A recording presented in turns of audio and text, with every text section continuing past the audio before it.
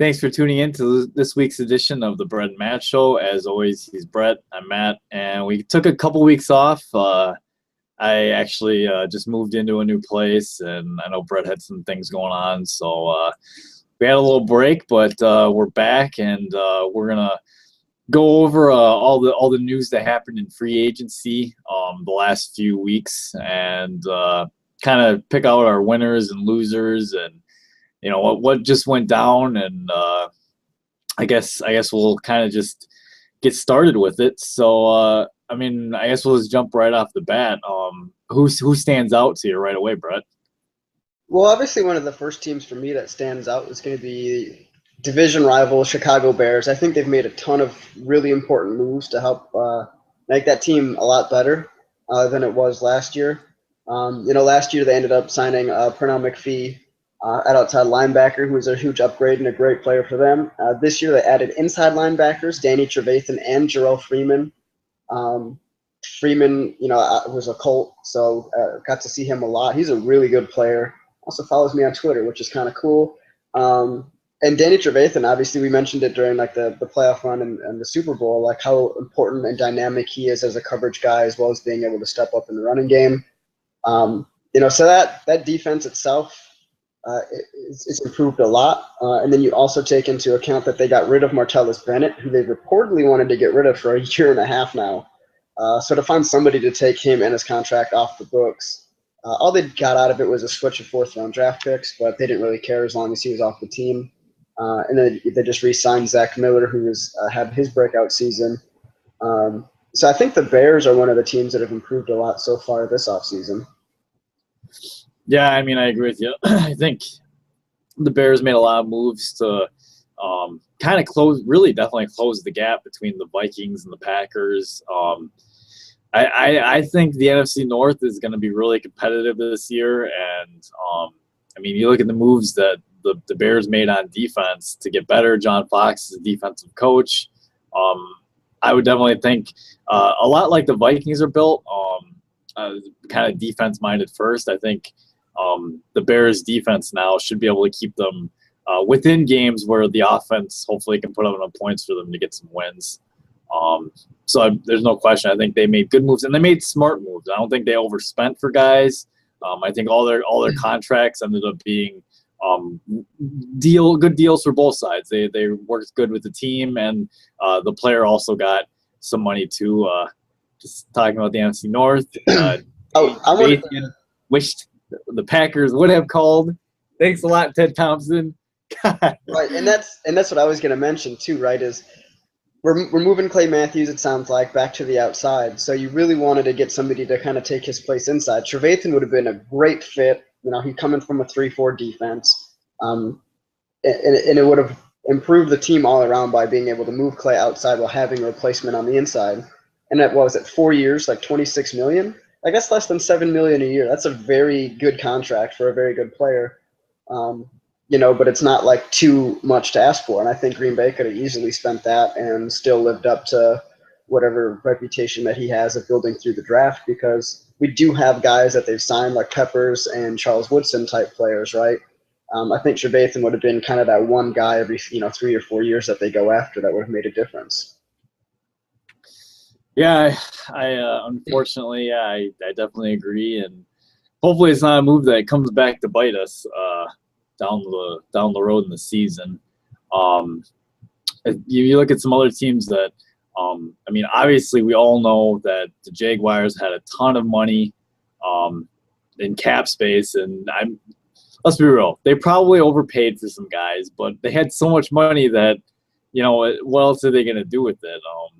You look at the guys they got the defensive end, was it Malik? Mm-hmm. From the Broncos. They got Tayshaun Gibson. They got Chris Ivory. They spent some money to try and improve their team. And in a division that you could make an argument that the AFC South, let's be real, is pretty weak. And a lot of people, myself included, kind of thought that, there were times where that Jaguars offense actually kind of looked like it was taking off. Maybe they're starting to put the pieces together to actually be able to make a run at the division. And I think not only that, but the moves, also within that division. So you're talking Jacksonville, AFC South, but I think the Texans have made some important moves. Now, you can criticize these moves, but at least the amount of money that they gave a guy like Brock Osweiler, that was a huge contract for a guy who only, I think, started 7 games so far in his career. Did go 5-2, but he had the help of that tremendous defense in Denver. But they needed to at least give it a shot because they've needed a quarterback with some potential and upside and skills that they haven't had ever. I don't really know. Their quarterback situation hasn't been great. So I think that's also an important move, and it's going to help both of those teams, assuming that the Colts and Andrew Luck comes back and plays like we think Andrew Luck can. That should actually be a much improved division overall. It should be. And you mentioned the Texans. Obviously they signed Lamar Miller. You mentioned the Osweiler signing. Some guy, he got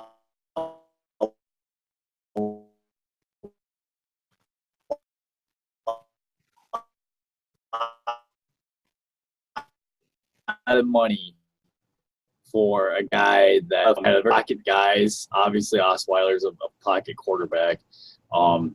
If you're the Texans, you have DeAndre Hopkins. You obviously got J.J. Watt on defense. I think you got some good pieces, and you hit on it. Like, let's be real, you're not going to go very far if you don't have that quarterback. And as far as the Texans are concerned, they really haven't had that guy. At least in O'Brien's time, even being there. So for them to maybe be able to get the quarterback of the future, they have that piece in place. They can, kind of build around him and probably structure the offense to Brock's strengths. It should be that division might be a little competitive this year. Yeah, and Bill O'Brien's offensive quarterback kind of guru, I guess. Like, you look at college when he was there, Hackenberg's best season was his freshman year when Bill O'Brien was there. And after Bill O'Brien left, Hackenberg struggled. So a lot of people speculate that, hey, maybe with better coaching, a guy like Hackenberg, can actually be an NFL caliber quarterback. But that just goes to show you how good he is. I mean, he even made, Brian Hoyer was, I guess, sort of serviceable this year. And that's kind of saying a lot considering what Brian Hoyer's been in his career. So Bill O'Brien, with Osweiler should be a pretty good matchup. Yeah. Another team that spent a lot of money would be the New York Giants. I know you were kind of interested in the type of money that they gave Vernon. I'm curious to know your thoughts, though, overall on what the Giants did. The Giants they spent a lot of money. Vernon, okay, so to be fair, Vernon, his contract is near record type money. I think the only person that it's short of still is Sue, I think. Yeah. I think he's making more or got more guaranteed than J.J. Watt did. He did. Now, to be fair, again, like I said, he was Pro Football Focus's highest graded edge defender, I think, this season. Predominantly, though, it was over the last 8 games. So he hasn't even really put together a full season yet. So to put out, was it $50 million or whatever it was guaranteed? Yeah. For a guy that's performed well in half of a season, is a little bit risky. But I mean, you pair him up, with they signed Damon Harrison away from the Jets. You can't keep JPP. That defensive front, it's going to be hard for any of those guys to really consistently be double teamed. So that's going to open it up. Even if Vernon, say, his numbers go down a little bit, maybe that means, Pierre Paul's goes up where Harrison can kind of get some pressure from inside. And they also signed Janoris Jenkins at corner to give them a nice duo with Jenkins and Rogers Cromartie, right? So they're going to rush the passer, and I think they can be aggressive at the cornerback spot as well, which is good for them. But I think, I don't know, I don't really know what else to say, man. It's just that's a ton of money to put into a couple of those guys. They spent a lot of money, there's no question about that. Another team that made some moves, the Tampa Bay Buccaneers.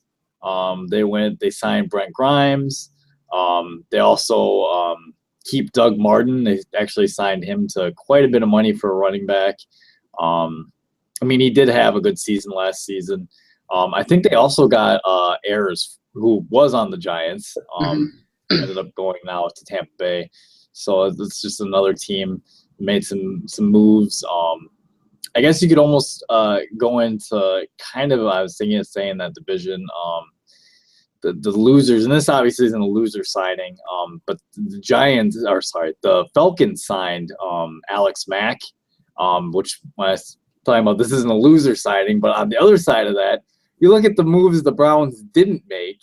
They had one of the better offensive lines. Of all the things on that team that were bad, the offensive line was probably one of their strengths, and they let two of the guys go when they had money to spend. It was a top 5 line. It was a top 5 offensive line, with the strengths of it being the center and the 2 tackles. Now they don't have one of those tackles, and they don't have that center. So basically, you have poor Joe Thomas sitting there again in mediocrity, hating his life. Brett, this is Joe Thomas's own fault, okay? He didn't have to go and sign an extension with Cleveland. He could have tested the free agent market if he wanted. He's a loyal guy, I guess. Loyal guy. I don't really know what else to say about it. You mean he enjoys losing? Bad because that team hasn't done anything. Yeah. So what did he think? Did he really think? 7-year extension. They'll turn it around at some point. Well, at some point in 7 years, you hope to have one good season. He did. He had his one good season. They made the playoffs one year. Oh God. With Derek Anderson and Braylon Edwards and him. They made the playoffs. They got smoked, but they made it at least. That's true. Let's not also forget that the moves Reggie McKenzie and Oakland is making. You're absolutely right. It's our boy Reggie McKenzie. Because everyone wanted him fired except for you and me. Right? That was the talk a few years ago or last year. And we were just wondering, we just thought that would have been a real terrible idea. Thankfully, the people in the Oakland organizations also thought that was a bad idea. They might have one of the better offensive lines. They do. This year in football, they kept their left tackle, Donald Penn. They signed the Osemele from the Ravens to be the left guard. And then I think it was 2 seasons ago or last season during the offseason, they signed Austin Howard and Rodney Hudson to be their right tackle and center respectively. So they've got a lot of really good pieces now along that front to go with, their quarterback. They've got a couple really good receivers now. They signed Sean Smith at corner. And how can you forget adding a guy like Bruce Irvin up in that front 7 to go with like Khalil Mack? That's a lot of good athletic pieces on that team. And it's like mixing and matching, like quality veterans with their really excellent draft classes that they've had recently. It's true. And I'll take this for what it is, but ESPN did a ranking recently of the best offensive lines in football, and the average starter rating for the Oakland Raiders was 82, which was actually better than the Dallas Cowboys, who were in second. Like I said, I'm not sure how this rating system works that ESPN does, but I did find it a little interesting that they were ahead of Dallas. I think, didn't ESPN and Pro Football Focus have a deal? Are they using Pro Football Focus's grades? They might be, yeah. So, yeah, but either way. Actually, yeah, they are. Sorry. They're using Pro Football. I just took a little look at the article quick, and they are. So that's another team that I think, could watch out. And with how the rest of that Western division's going, I mean, San Diego, frankly, is not a very good team. Kansas City is actually not doing too bad. They did sign away the right tackle from Oakland, or not Oakland, sorry, but from Cleveland. And re-sign some of their own guys, so they might be a little bit better this year. And then if you look at Denver, as one of the teams, I think, are there any other winners you want to talk about? I mean, we kind of, I have an interesting winner. I mean, if you look at, I don't necessarily agree with the moves, but if you look at there's a trade that I guess we're going to talk about trades later, so never mind. But as far as pure just winners and losers from free agency, I mean, or at least the winners side, I think we hit out. We kind of started touching base on the losers. Was there any major losers that you were thinking of? Denver. Right. So basically, you couldn't nail out a deal with Von Miller. before a guy like Vernon signed. So now you have to pay Von Miller more than Olivier Vernon got signed by the Giants. And that kind of held up any other sorts of deals that they could make with any of their other free agents. So that means guys like, Danny Trevathan, Malik Jackson, Brock Osweiler, so they don't have a quarterback. So that's what they ended up trading for Mark Sanchez, right, for a conditional 7th-round draft pick next year. And then the only guy that they really re-signed is like C.J. Anderson, which is fine. Like he's a good player, but at the same time, for the longest time, it looked like they were just going to let him go, and that might have been an okay move. But since they couldn't make a signing for anybody else, they ended up just signing him. The Okung deal, I guess, is probably the best deal that they did make, because Russell Okung decided to represent himself in free agency, basically signed a contract with no guaranteed money, and he can be released at any time and save Denver all the money in the world. So Okung screwed himself up on this one. But overall, I'm not super happy with the way that Denver, I guess, went about free agency. To be fair, despite their losses in the middle of the defense, the edge guys to go along with that secondary is still elite. So if they can just get serviceable guys there, they should still be okay. But I think it's going to still be a pretty big drop down from where they were at last year. Yeah, I mean, you mentioned.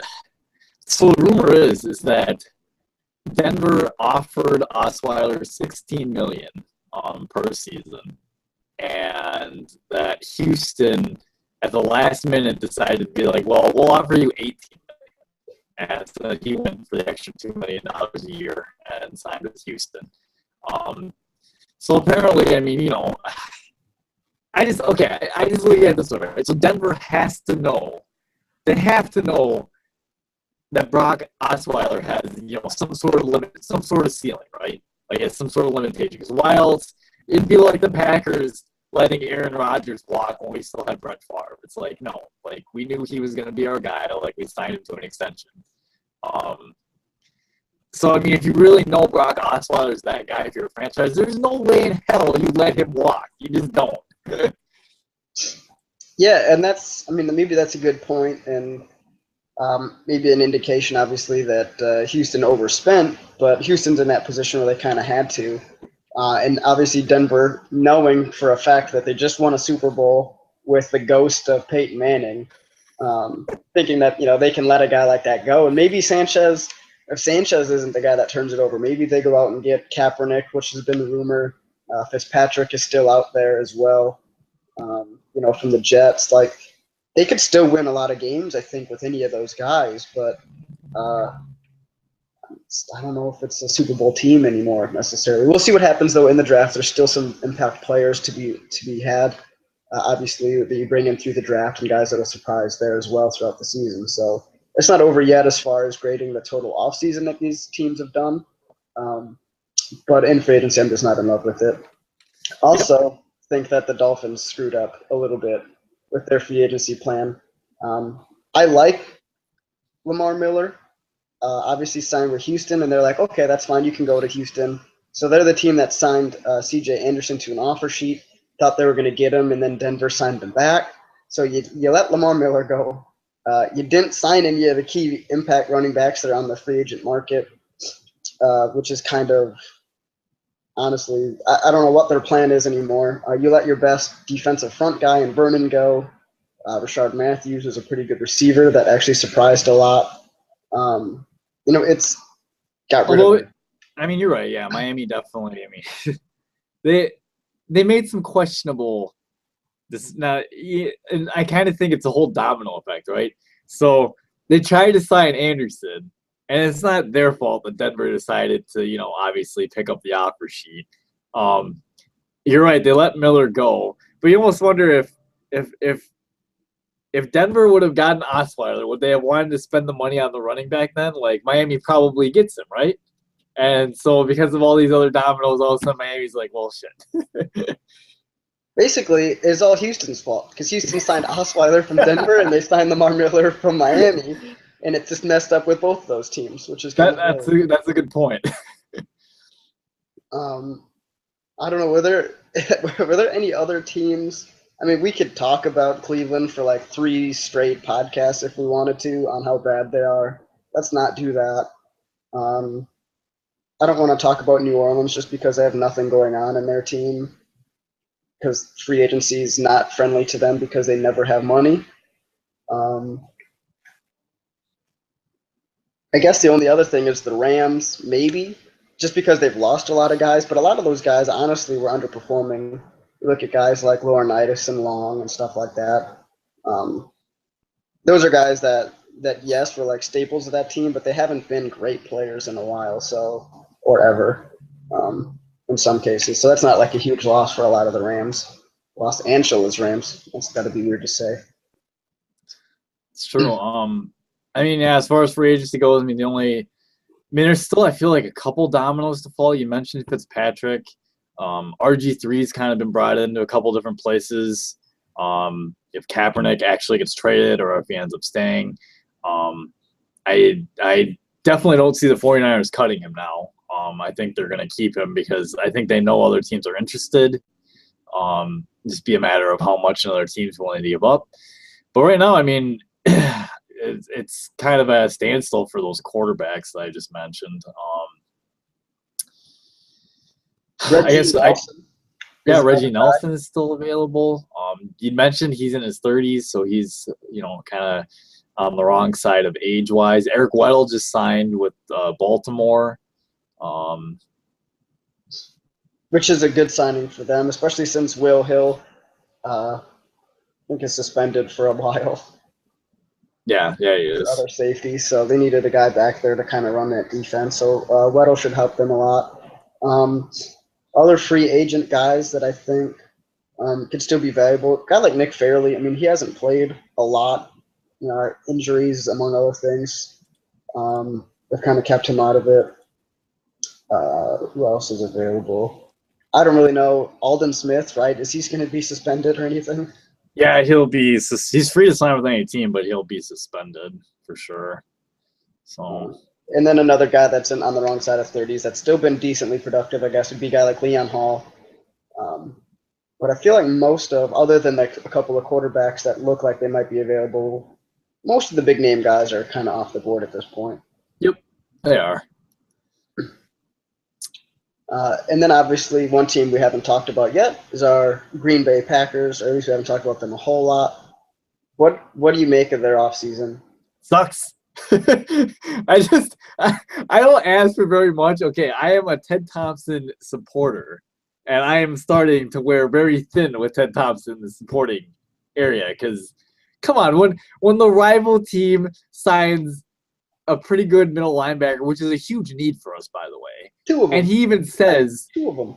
Signed 2 of them. He even says, he's like, oh, I wish Green Bay would have called. What do you mean you wish them? We didn't even reach out and, like, Ted Thompson's busy taking a nap somewhere instead of, playing the free agency game. He was actually at Wisconsin's pro day. By the way, I have another beef I have to share. So I live up here in central Wisconsin, right? It's not down in Madison. And I'm listening to some local radio show, right? I was telling my buddy this at work. And I told him, like, dude, what is with all the bozos that live up here that don't, like, follow, like, the Badgers or anything?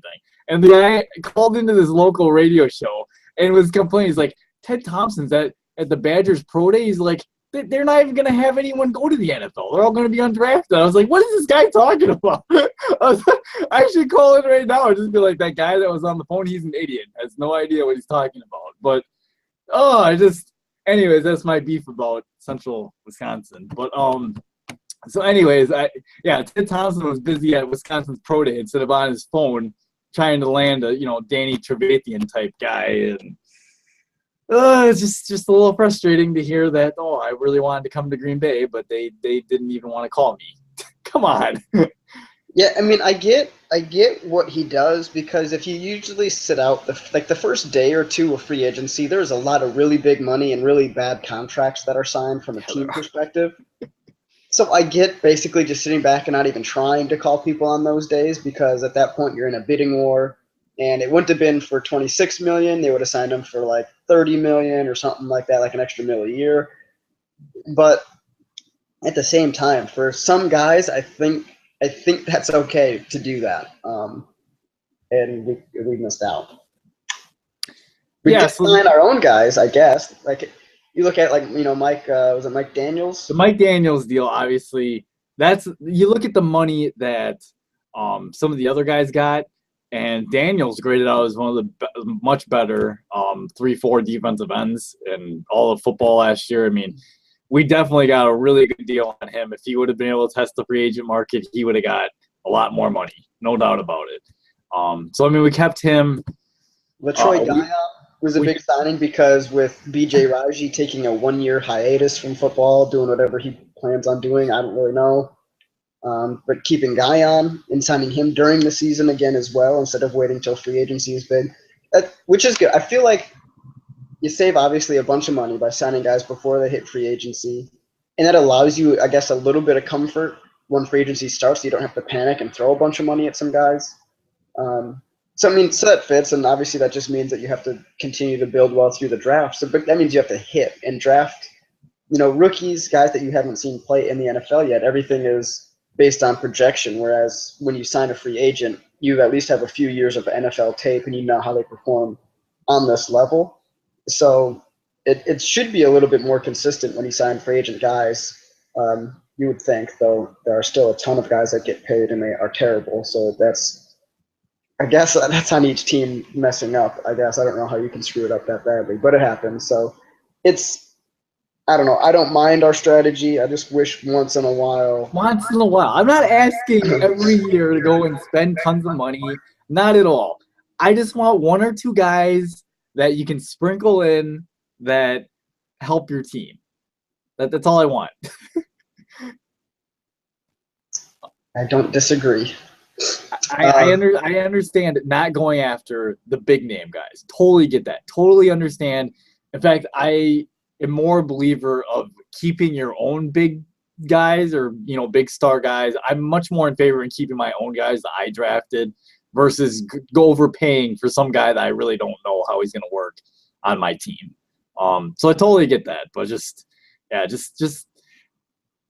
you look at all of his predecessors, all the guys that have come through the Ted Thompson system, Reggie McKenzie, the guy in Seattle, the guy on the Chiefs, all these other general managers, and they all are not afraid to spend a little money, some more than others. I mean, you look at what Reggie McKenzie's done. I mean, I really like what he does. Like, I think he has the right blend of free agents and building through the draft. You can make an argument that Seattle's general manager, the same thing, like, does a good job of building. I mean, sure, some of Seattle's contracts didn't work out, a la Percy Harvin, but then they find some way to get rid of him or something, like it's not an exact science, but I at least like that they make the effort and try a little bit. I agree. Any other teams? I mean, we got some trades that we can talk about really quick. Was there anything else we wanted to get to before we hit the trades? No, I think we're ready, to discuss some of these trades, which trades don't always happen a ton in the NFL, but I feel like the last couple of years there have been more than there have been in years past. I wish it happened more often. It's pretty exciting when you see players getting traded for draft picks or other players and stuff. Like we mentioned, Martellus Bennett from the Bears going to New England. All they had to do was switch fourth-round draft picks and pick up his contract. So I think that's a win-win for both teams because Bennett's obviously a skilled guy. And with being there with Gronk, like that's going to be another two-headed monster at tight end, which is what really makes New England tick. They didn't have to give up much for him. But if you're the Bears, you got rid of somebody who was apparently a headache for you for a little slightly better draft pick. And it is worth noting that Belichick is not the first time he's kind of picked up a guy with, kind of the head, locker room problem. The Patriots seem to have a Patriot way sort of thing, and they seem to get those kind of guys to buy into their system. So as long as they get him to buy in, I mean, that should be a really good deal for the Patriots. Should be. And they also made another deal sending Chandler Jones. Oh, shit. Take it for me, man.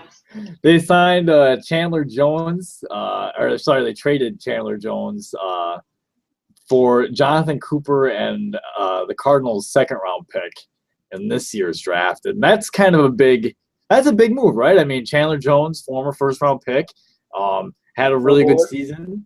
And then you look at Cooper, who the Cardinals, I believe, spent a first-round pick on too.